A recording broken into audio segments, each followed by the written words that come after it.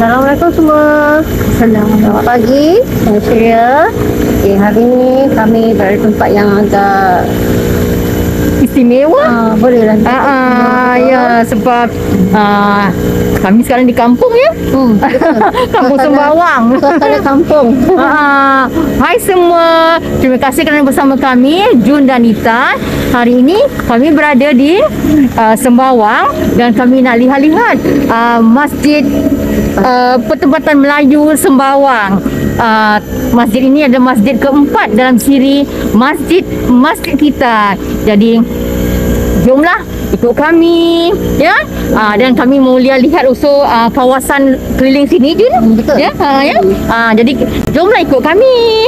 Okey, jom ikut kami. Itu nak cakap sikit Jun. Kepada semua yang telah support kami selama ini, terima kasih. Tolong continue to like, comment dan share dengan teman-teman yang lain supaya ramai lagi yang subscribe dengan kami. Betul. Dan selain pada itu Jun, kita ada orang ketiga bersama kami, iaitu Naira Naima. Jom Ikut kami. Okeylah, jumpa nanti. Sebelum mulakan jalan-jalan kami alas perut dulu di Sembawang MRT Station. Selain kami bertiga, Abang Asyad pun ada di sini. Terima kasih kerana teman kami kemari. Untuk kemari mudah saja. Dari Sembawang MRT Station, kami menaiki teksi. Dalam 15-20 minit kami telah tiba di sini. Masjid Pertempatan Melayu Sembawang terletak di 27B Jalan Mempurong. Dikelilingi oleh kehijauan yang subur dan kawasan yang agak besar, terdapat ketenangan di masjid generasi lama ini.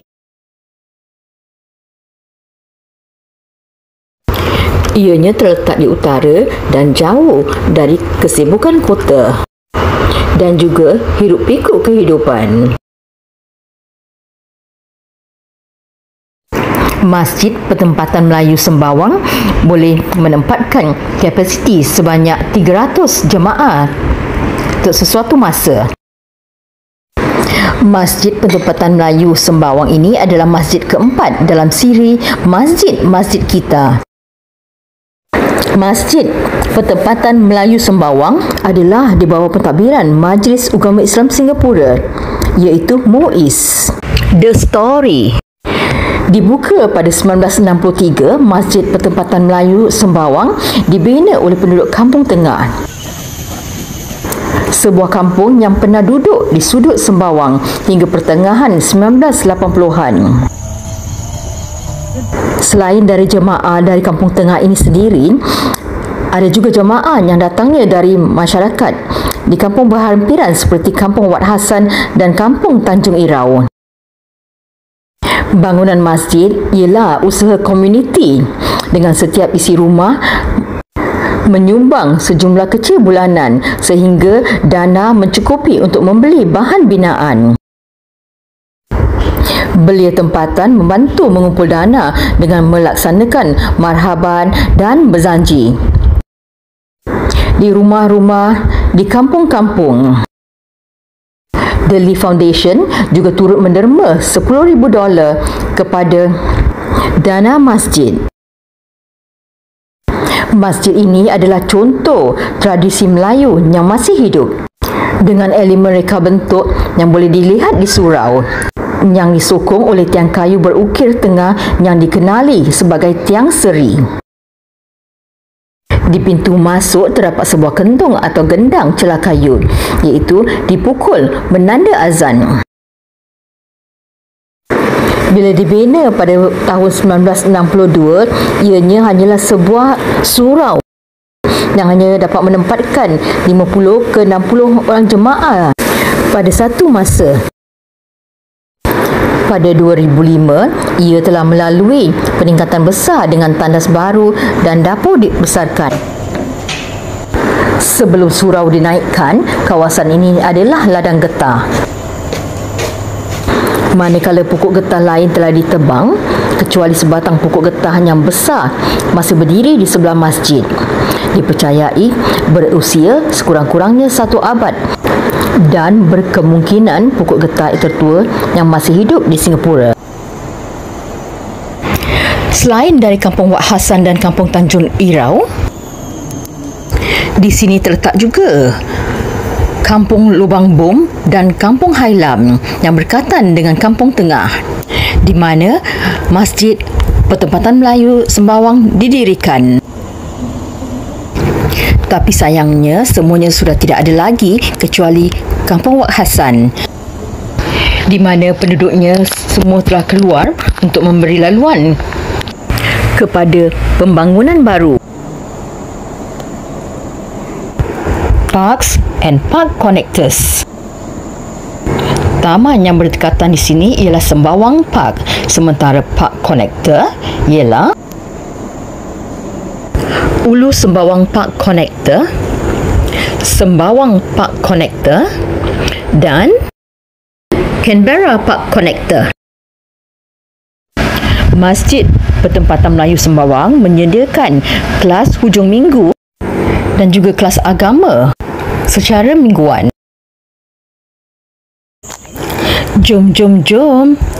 Jomlah kemari bersama keluarga dan anak-anak ataupun teman-teman. Anda pasti akan merasa ketenangan bila berada di sini.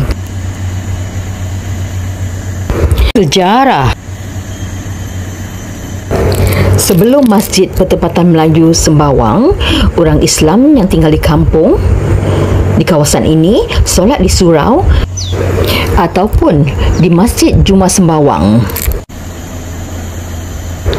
Masjid Jumaat Sembawang telah ditubuhkan pada tahun 1920-an oleh orang India Muslim yang bekerja di Pangkalan Tentera Laut.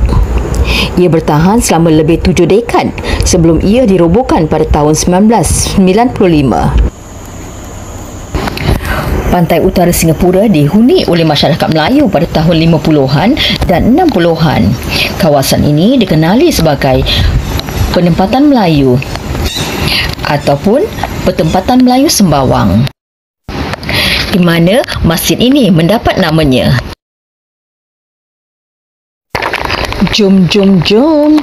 Jomlah kemari bersama keluarga dan anak-anak ataupun teman-teman. Anda pasti berasa puas di sini. Anda juga boleh menjadi sukarelawan untuk berkebun di sini. Jun dan Nita juga teruja dengan tumbuh-tumbuhan, buah-buahan dan merasakan sungguh tenang di sini. Kini, masjid terus berfungsi sebagai ruang keagamaan dan sosial yang penting bagi masyarakat Islam di Sembawang. Lihat ciku tu, geram kan? Niat kami untuk ke Masjid Pertempatan Melayu Sembawang telah tercapai. Tapi waktu kami di sini belum habis lagi. Kami teruskan menerokai kawasan di sekeliling Masjid Pertempatan Melayu Sembawang. Sembawang Heritage Trails, Historical Landmarks of Sembawang. Sejak abad ke-19, Sembawang telah menjadi rumah kepada banyak komuniti, dari penduduk kampung pantai hingga keluarga British yang berpusat di bekas pangkalan tentera laut itu. Laluan ini membawa anda melalui bekas kejiranan ini dan menonjolkan bangunan yang pernah menjadi sebahagian daripada komuniti utara ini. Selain dari Masjid Pertempatan Melayu Sembawang, mercutan lain ialah Sembawang Street, Admiralty House, Black and White House, Gibraltar Crescent, Beaulieu House dan satu-satunya hot spring di Singapura, Pangkalan Tentera Laut Sembawang yang dibuka pada tahun 1938 dan ditutup pada tahun 1971, menduduki sebahagian besar pantai utara Sembawang. Pangkalan Tentera Laut ini termasuk HM Dockyard, Singapore. Kemudahan pembaikan kapal yang telah dipindahkan kepada Kerajaan Singapura pada tahun 1968 dan menjadi Limbungan Sembawang. Sebelum pangkalan tentera laut dibina, Sembawang adalah rumah bagi orang Seletar yang mendiami bot serta kampung pantai seperti Kampung Wak Hassan dan Kampung Tanjung Irau. Lebih jauh ke pendalaman, penanam Cina menanam gambir yang kemudiannya memberi laluan kepada ladang nenas dan ladang getah. Landscape luar bandar Sembawang yang merangkumi satu-satunya mata air panas semula jadi di Tanah Besar Singapura, kemudian dikuasai oleh Pangkalan Tentera Laut British yang aktif dari tahun 1920-an hingga 1971. Pangkalan Tentera Laut bukan sekadar hub tentera, ia juga dikenali sebagai kerala kecil kerana ramai orang Malayali yang bekerja dan tinggal di sana. Terdapat juga komuniti lain di kawasan itu seperti Kampung Sembawang dan Kampung Chong Pang yang bermula sebagai perkampungan satelit kepada Pangkalan Tentera Laut tetapi menjadi pusat sosioekonomi yang berkembang maju dengan sendirinya. Sembawang juga telah mengekalkan warisan maritimenya melalui Sembawang Shipyard yang kini Sembcorp Marine Admiralty Yard yang mengambil alih limbungan Pangkalan Tentera Laut dari 1968.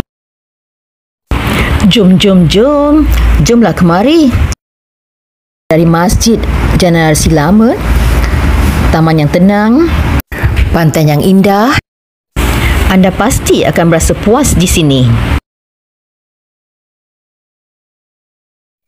Jutaan terima kasih kepada Haji Muhammad Sanif kerana membantu kami tentang latar belakang Masjid Pertempatan Melayu Sembawang. Fun fact: pemain bola sepak Singapura Kua Kim Song dan adik-beradiknya Kim Beng, Kim Chun, Kim Sui, Kim Siak dan Kim Lai dikenalkan kepada bola sepak di sini dari 1951 ke 1981. Terdapat sekurang-kurangnya satu kuah pada suatu masa. Bahkan 4 daripada mereka berada dalam pasukan kebangsaan. Malah 3 adik-beradik perempuannya berada di pasukan bola sepak wanita kebangsaan. Kita dah pusing-pusing kat sini. Apa rasanya ya berada di kampung macam suasana kampung ni kan? Dulu lah nyaman, tak bising. Betul lah. Bila pikuk macam kat bandar kan. Betul. Dapat dengar bunyi apa? Bunyi burung-burung kicau. Itulah. So kita dah puas kat sini. Jadi kita harap semuanya terhibur bersama kami di sini. Ya. Semoga jumpa lagi. Assalamualaikum warahmatullahi wabarakatuh. Salam. Bye. Bye. See you soon. See you soon. Jom ikut kami. Kita sambung terokai kawasan ini.